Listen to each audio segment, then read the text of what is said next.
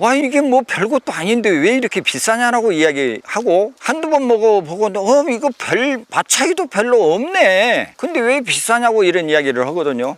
양배추 그냥 샐러드 재료로만 생각하시나요? 사실 위 건강, 해독, 그리고 다이어트까지 놀라운 효능을 가진 채소입니다. 오늘은 유기농으로만 양배추를 키우는 농장에 왔습니다. 일반 양배추와 뭐가 다른지, 또 맛과 품질 차이는 어떤지 직접 들어봅니다.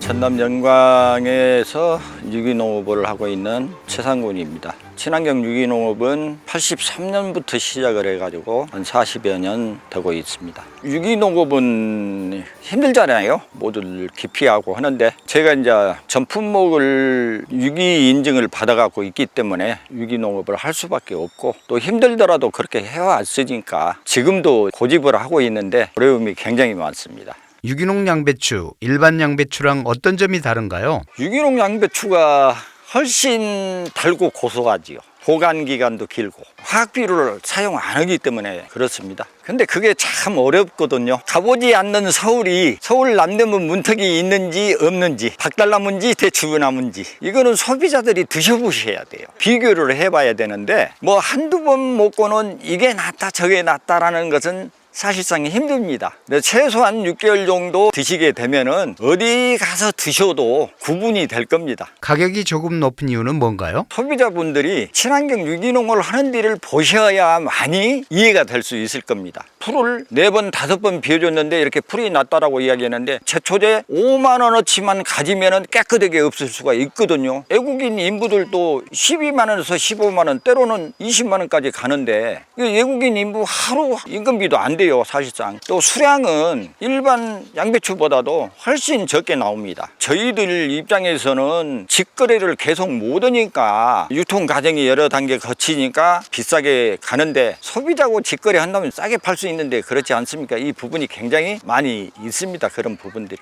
양배추가 작은데 이건 어떤 품종이고 특징이 뭔가요? 예, 이 품종은 동돌이라고 소가종입니다. 조생종이고 다른 양배추들은 엄청 크거든요. 4kg, 5kg 이렇게. 이 양배추가 보통 2kg가 못 나가고 있죠. 장점은 맛이 좋다라고 할까요? 계약 재배해갖고 가공 공장으로 가거든요. 즙용으로 해갖고 나가는데 사실상 저희들은 무게로 팔기 때문에 무게가 많이 나가면은 돈이 되는데 맛을 위해서는 어쩔 수가 없습니다. 대부분 어떻게 소비되고 있나요? 대부분 양배추는 샐러드 형태로 우리나라는 지금 소비가 되고 있거든요. 살짝 데쳐가지고 상추처럼 쌈 싸서 먹으면 아주 좋거든요. 소비자들이 시중에서 쉽게 살 수 있나요? 양배추가 나오면은 원산지가 어디 무슨 품종이 이렇게 나와야 되는데 배추면 배추, 양배추면 양배추 이런 식으로 되다 보니까 소비자들은 구하기가 어렵죠. 표시가 없기 때문에. 맛은 일반 양배추랑 어떻게 다른가요? 이 양배추나 배추 이 특성들이 거름기를 굉장히 많이 필요는 작물이고 또한 물을 굉장히 좋아해요. 그래서 재배 과정에 아무래도 화학농약을 많이 쓰게 되고 물을 많이 쓰게 되면은 맛이 좀 떨어지고요. 출하 시기에서 보통 일주일 정도는 단수를 해줘야만이 맛이 좀 좋아지고 하는데 특히 친환경 같은 경우에는 훨씬 고소하고 쉽게 말하면 일반 재배는 풋내가 나는데 친환경 유기 재배는 그런 것이 없습니다. 무농약 재배랑 유기농 재배 정확히 어떻게 다른 건가요? 무농약은 약만 안 하는 거거든요.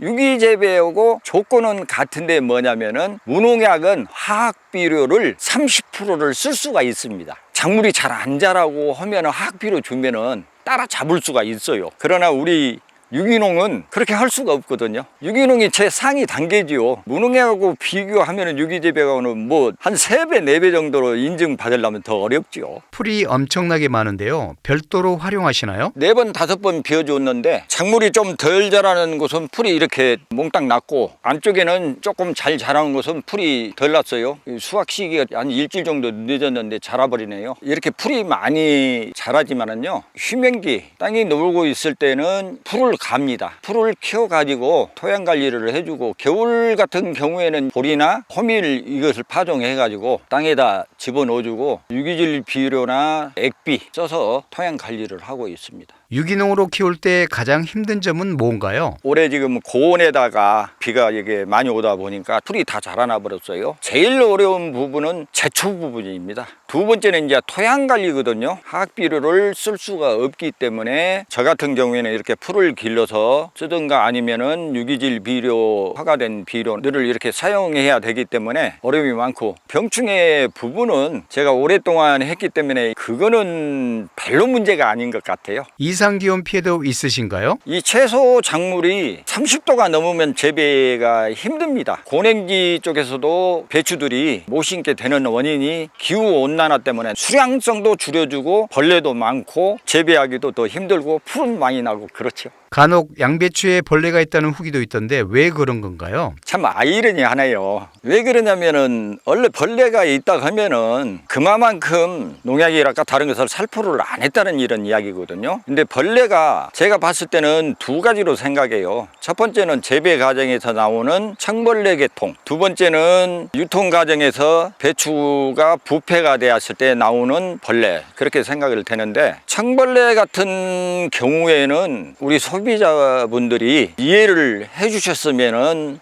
생각입니다. 마지막으로 이렇게 오랫동안 유기농 재배를 해오신 소감이 어떠신가요? 제가 유기농을 한 40년 동안 했습니다만은 소비자들하고 직거래 했을 때에 그분들이 정말로 맛이 있다, 정말로 좋다, 어느 유기농보다도 좋다라고 이야기를 들었을 때에는 정말로 보람을 느끼고 있습니다.